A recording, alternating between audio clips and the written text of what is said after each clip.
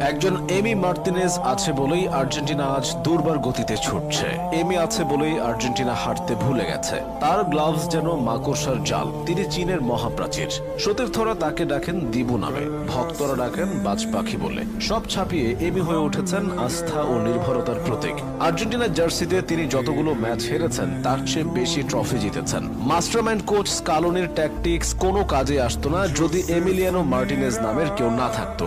আর্জেন্টিনাকে বারবার বাঁচিয়েছেন তিনি। এমি মাঠে নামা মানেই ক্লিন শিট। তার মানসিকতা অন্য সবার চেয়ে আলাদা। পাগলাটে কর্মকাণ্ডে প্রতিপক্ষকে ভরকে দেওয়া থেকে শুরু করে খ্যাপাটে উদযাপনের জন্য তিনি পেয়েছেন আলাদা পরিচিতি। মাইন্ড গেমে তিনি দুর্দান্ত। শুধুমাত্র এমিলিয়ানো মার্তিনেজের জন্যই ফুটবলের সর্বোচ্চ নিয়ন্ত্রক সংস্থা ফিফা বেশ কিছু নিয়মে পরিবর্তন আনতে বাধ্য হয়েছে।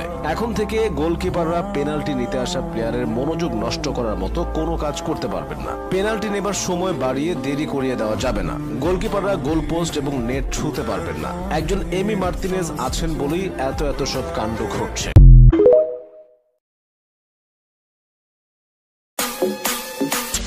Papi, ven a mí, pa,